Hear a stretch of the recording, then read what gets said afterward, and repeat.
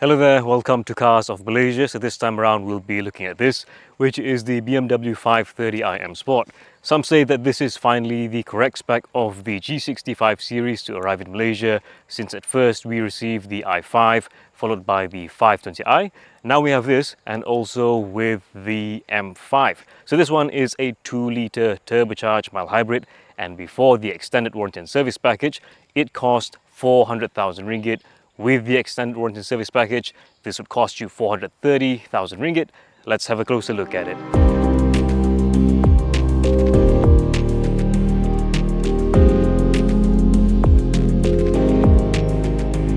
So I first saw the G60 in the flesh back in 2023, and this was in Portugal for the media drive. And at that time, my first impression on the car was just, my goodness, this has become such a big car. And this was even before I looked up the actual dimensions of the car. And after looking at it, I can confirm that it is in fact overall bigger than the G30. It is longer, it is wider, it is also taller, the wheelbase is also longer. And I think that the taller height is what makes this look a lot more imposing than the G30. But I think that for the G60, the 5 Series has chosen to be more imposing than elegant. Anyway, let's talk about the details on the outside of the 5 Series. So the first thing that I'd like to point out would be the headlights, and these are the BMW LED adaptive headlights. I do enjoy using them, and I'm saying this because I have tried other cars with more complex HD LED matrix headlights, and they're just sometimes a bit too frantic. Some of them are good, but some of them are just too frantic, too panicky. This one, I think it is very calm, it is intelligent, and it is pretty good at recognizing motorbikes even from a distance. Next, we can't talk about the G60's exterior without addressing the huge kidney grille.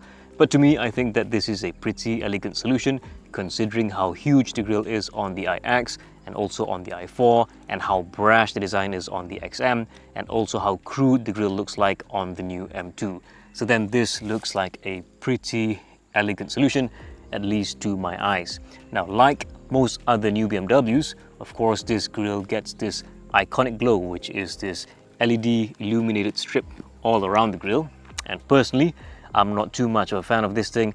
I think the car looks just fine without it, and I feel like this is just legacy car makers feeling called to do such a thing just because of the new striking designs from Chinese brands. That being said though, I would say that this at least doesn't feel as tacky as the multi-star grille on the newer Mercedes-Benz cars. Now, if you remember when the 520i first launched in Malaysia for the G60, it did get a lot of flack due to the undesirable wheels that it had on. And since then, it looks like BMW Malaysia has just given the G60 nicer wheels, at least for the 520i M Sport and also for the 530i. So here we have the Style 938M wheels, which are 20 inches in size. And as for the tires, you get a set of Pirelli P0s. And honestly, I think the tires are a bit noisy, just a bit, and that's about it. And I am sitting at the rear wheel here because there is something a bit special usually for the G60, and that is for the 530i, it does get the adaptive suspension professional, which is something extra over the 520i. And for some G60 models, some G60 variants, at the back here you actually get air suspension, not at the front but only at the back. Unfortunately, that is not the case for this car, but it is the case for something like the i5 or i5 M60, where it is air suspension at the back. Again, for the 530i, it is not, it is springs all around. And also special for the 530i over the 520i is the presence of integral active steering, which is BMW's way of saying four-wheel steering. So that is pretty neat. It does make for a nicer handling car. Next, are you tired of those silly door handle gimmicks that you see on some cars where they pop out and conceal themselves whenever they deem necessary? Because I am. And for that, I thank BMW for keeping the door handles simple on the G65 series, despite how fancy everything else has gotten. Now, it doesn't have soft close, but that's all right. I think BMW has done that just to keep the weight down because this car has become quite heavy. And that is pretty much all I have to say about the details on the outside of the G65 series. I think that the rear end has nothing astonishing to it all. And I mean, just look at the car. I think it's a pretty good looking car still. Classic long hood design. But like I said earlier, I feel that the G60 has chosen to be more imposing than elegant.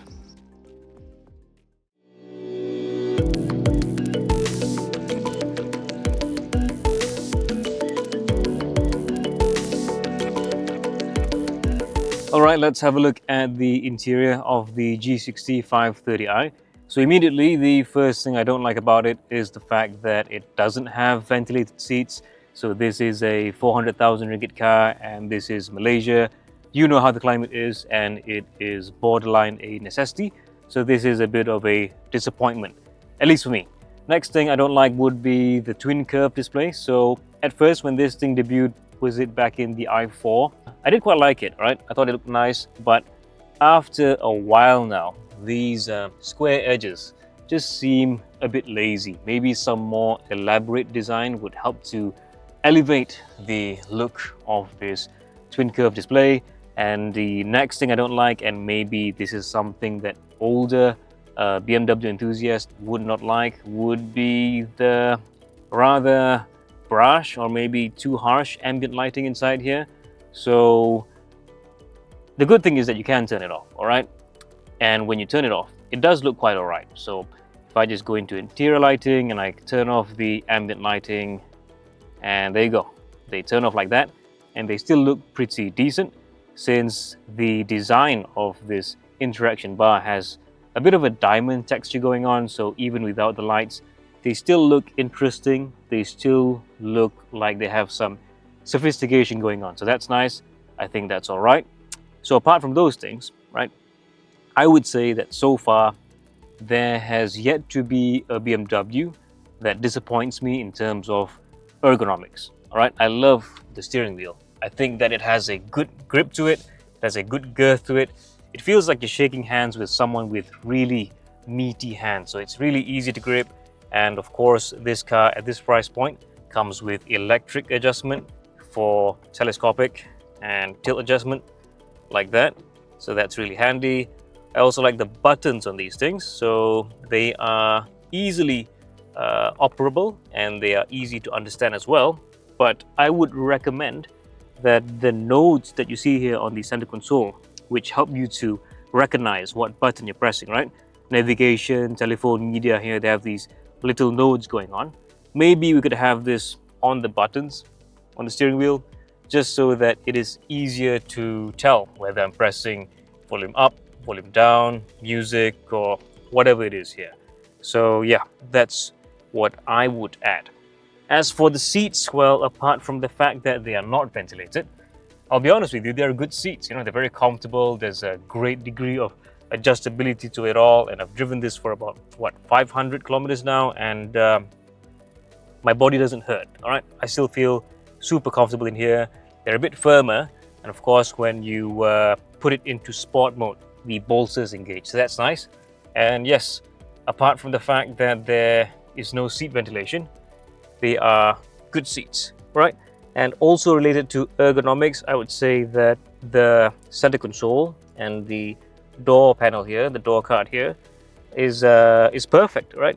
It is a perfect height for you to rest your elbow, and yeah, it is the right amount of crammed, I would say. I drove the i4, it felt a bit crammed, and I've been inside newer Mercedes-Benz cars, and they feel a bit too airy. I think this one is just the right amount of crammed. It feels engaging, yet not claustrophobic, so I like that.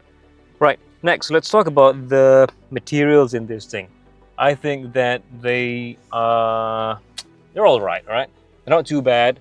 If you're a fan of fancier presentation or, you know, something that looks nice in the showroom, this would be, you know, less glamorous than what you get in a Mercedes-Benz, but it's still all right, okay?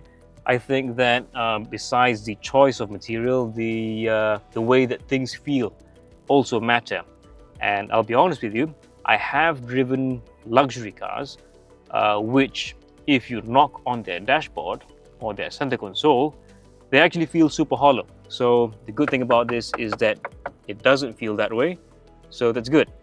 And this center console feels pretty solid too. That's nice. Next, let's talk about cubby space. So cubby space for the G60 generally is not great. All right, the storage here is small, the door bin is small, glove box is also small. And if you're in the back seat, you'd realize that behind the front seats, there are no pockets at all. And honestly, this feels like a cruel joke to me. That aside, if you ask me what I would suggest for the 5 Series to make it a bit more practical, I would suggest adding ISOFIX points for the front passenger seat, because you already have the option to off the front passenger airbag. It just doesn't have ISOFIX points. Okay, let's explore the screen of the 530i just a bit. So this is of course running on the latest BMW operating system 8.5 for the bigger cars, and if you didn't know it yet, 8.5 is for the bigger cars like the 3 Series and above, and operating system 9 is for the smaller cars like the 2 Series, X2, 1 Series and so on. So this is the home screen right here, and it being operating system 8.5, you swipe from this side to change what is on the home screen. So you could set it to navigation like this, you could set it to your modes like this, you could set it to live vehicle like this, and what else is there? There's also media and weather. So that's it. And of course, on the home screen itself, there's this thing to your right here, which is the widget, and you can customize this to whatever you want. There's a few options here. So at the top here, what has been put is this personal assistant. You get Android Auto there, media, your maps or navigation, a compass right there, live vehicle, and you can add a widget of your choice or remove the widgets that you didn't like that were just there. Now, since we have the map brought up here, right? So if you just tap it on the screen right there, it will just go into the map just like that. And here, well, you could easily just search something up, and you have the option of writing on the crystal touchpad here. Is it crystal or is it glass? I have no idea. But it isn't the best, but maybe useful for some guys. For me, it doesn't quite work that well, so I am trying to just write something here. Let me just write the letter A. No. Okay, let me just write B. Oh, it does get it, B. Yeah, you can also just use this control on the center console to select whatever letter that you want. So there's that. And I have tried this navigation system previously in other BMWs, right? And I feel that it is quite all right. I do appreciate that it has this augmented reality, which shows up on the screen. You can bring it up on the main screen here, or you could also... Please turn left in 100 meters and then immediately turn half left. Yeah, Please turn left in 100 meters and then immediately turn half left. Okay, all right, yeah, you could also bring it up on the head-up display or even on the instrument cluster for this augmented reality view. So that's nice. Of course, the weakness of this map is that, like I always say, these in-car maps are never going to be as quickly updated as maps from Google. So there's that. But other than that, I think that the interface is beautiful. I love the fact that there's augmented reality inside this, and to cancel the navigation, let's just press right there to cancel that. All right, let's have a look at what else is in this screen. So at the bottom here is your shortcut. You can see there's the climate control for the passenger side, driver side too. So climate control is also accessible via this icon here. You can choose the vents, the windscreen vent, your foot vents, and of course the main vent in the middle right here. You can also lock the control for the second row seats, because sometimes you have your kid there, right, and they're just playing with it too much. You can just lock it just like that. So I have used this. I think that this is very handy. And other than that, well, we also have, what else do we have here? This is media. This is for Android Auto. If you have some other media playing, it'll bring that up. Navigation here, climate control, and the list of apps right there. You have my modes. So this is basically just your driving modes.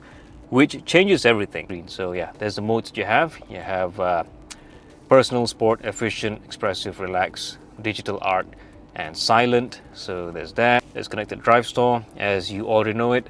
The BMW brand has introduced this subscription thing for most of its features. So this is what is available, and this is what the car has been subscribed to. And you can see there is a date for the end of subscription right there. We have drive recorder, which is basically an internal dash cam, so that's good. Interior lighting is where you can turn on the ambient lighting if you want. You can also adjust the reading lights in the car. Next, we also have live vehicle, which shows the car here. So if I turn the wheel, you can see that I'm dry steering right now. So yeah, the wheel turns. But what I do find a bit odd is that why does the roof of the car look like this?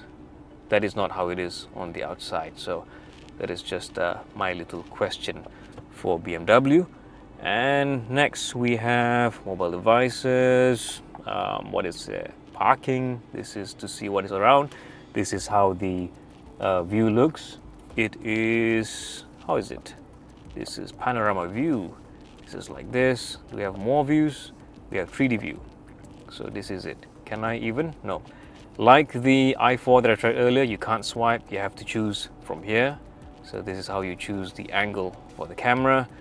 Honestly, it's a nice display. It's just the fact that other modern cars have like vertical displays, right? So these displays look larger and maybe more impressive. This is just as impressive. It's just that it doesn't comply with that largeness of the usual screen. And lastly, well, what is interesting inside the screen? Well, this car has an interior camera which you can use to take photos or even videos. So the camera is at the top right here, and yeah, this is the camera inside the G60 530i. Next, let's talk about the back seats of the 530i. So for context, I'm only 165 centimeters tall, and the driver's seat has been adjusted to my height. And at this point, well, the legroom is decent and the headroom is not too bad either. And honestly, I find the back seats to be really comfortable. Now, I've heard some say that it isn't comfortable, but for me, this is perfect, and this is probably due to our differing heights and differing body types. So there's that. Next, let's talk about the creature comfort inside here. So we have 4-zone climate control, which is something extra over the E-Class with tri-zone climate control. And here we have vents on the B-pillar, vents on the center console, and vents under the front seats. Also, we have USB-C ports, 2 on the center console and 2 behind the front seats right here. Now, as for other amenities, well, we do get an armrest here with 2 cup holders. And my personal favorite thing about the second row in the 5 Series is this, right? The blinds for the windows here. So there's one for the big one here, right? It's not electric, it's just manual like that. And one more for the smaller window right here. So that is just something I like. I like to keep the cabin shaded. That's how I like it. Now, while the seat here is perfect, and I assume it is for here too, it isn't ideal for the center seat, all right? And that's because you see this really big tunnel right here. So if you're forced to sit here, right? Look, even my foot can't fit very well here, so you have to put it here, and it's just not ideal. But you can sit here because there is a seat belt. So if you have to, well, I hope you don't have to sit for too long. As for the boot space, the G60 has slightly over 500 liters of luggage capacity. It is also slightly bigger than the i5's boot space, and I can easily put in a large child seat in here together with some other items. All right, let's go for a bit of a drive in this thing.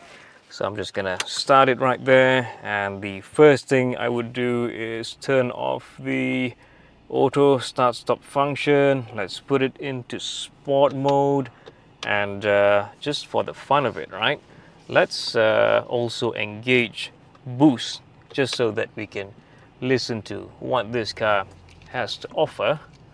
So this one is straight right here, and engage boost, and let's go.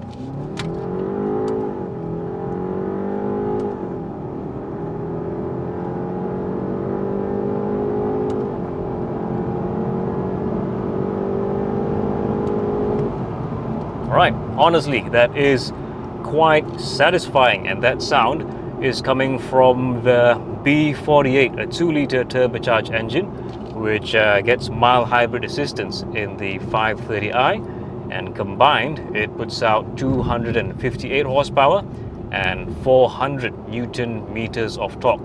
0 to 100 is apparently done in 6.2 seconds. Now these are not bad figures, right? But I've been spoiled. I've been spoiled by the newer electrified cars, whether it's a full hybrid or a plug-in hybrid or a fully electric car. And those cars, well, they offer instant torque and all that.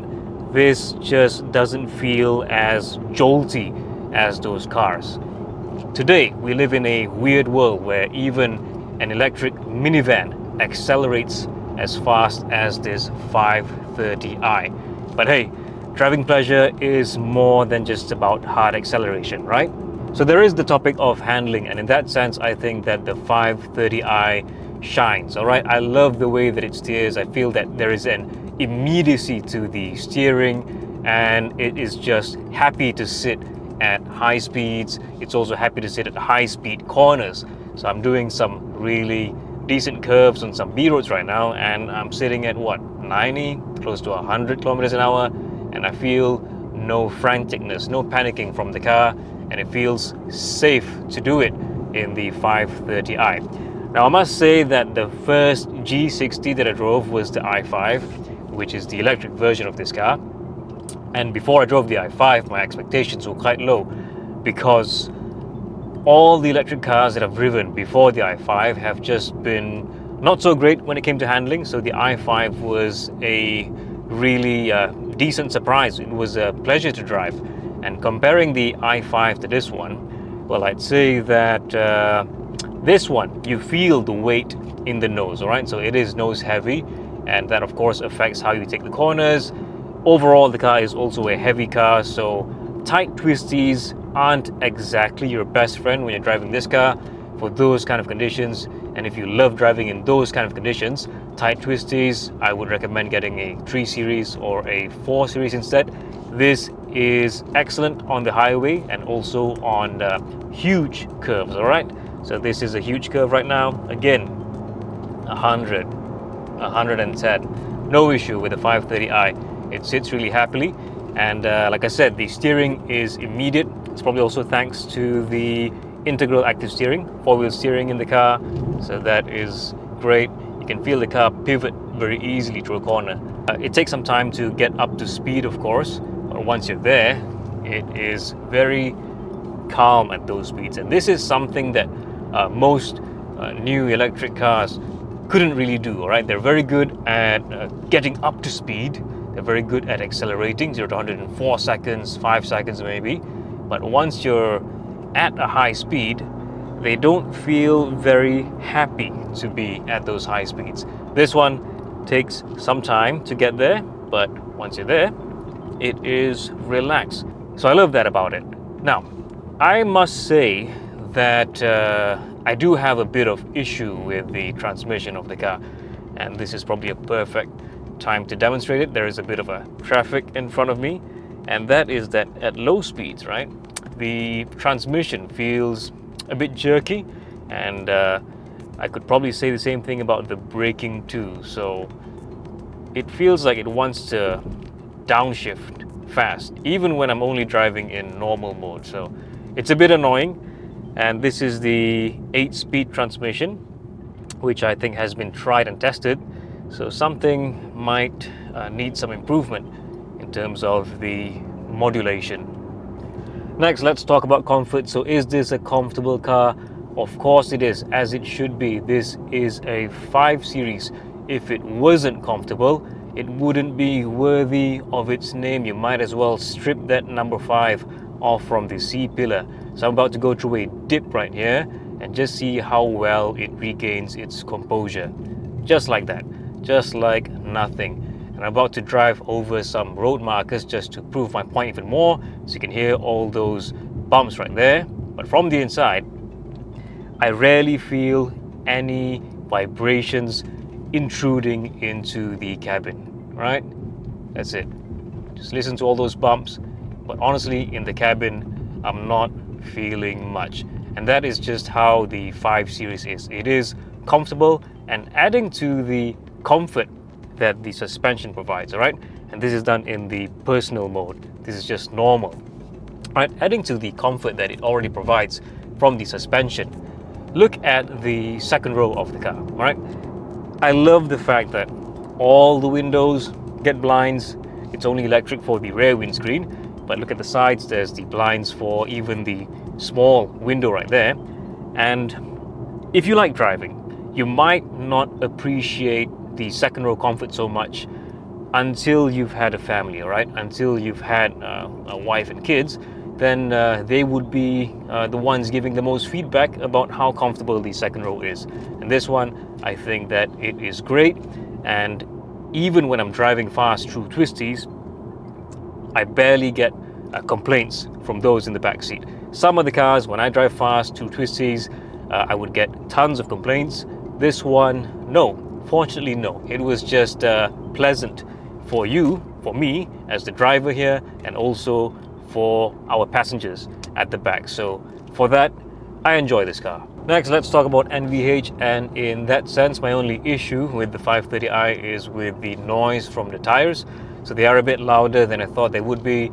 Everything else is pretty decent. So I'm going at 90 kilometers an hour now, going up to 100, 110, 120.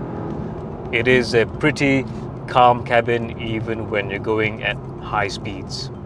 Lastly, let's talk about the ADAS functions in the 530i. So fortunately, this time around, the Driving Assistant Plus in the BMW that I'm driving is still activated. And this is just because last time when I drove the Mini Aceman, this was expired. So this is wonderful, the fact that it is activated, because I think I've said this before, one of the best ADAS functions that I've tested are the ones that come from BMW.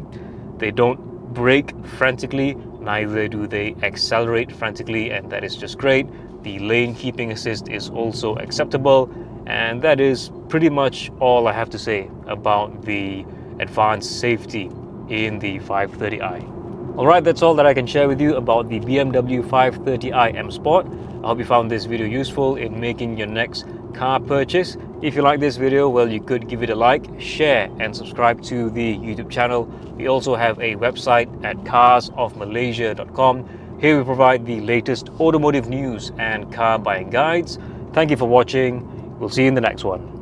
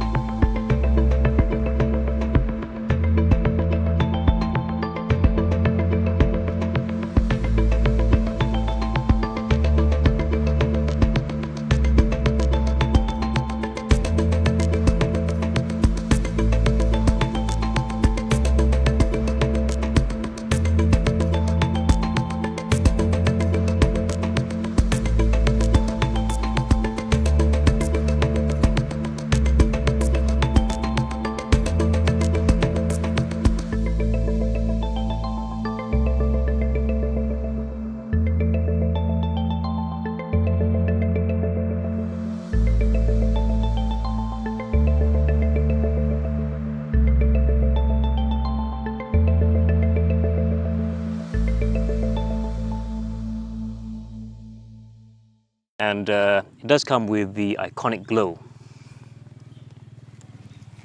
Oh.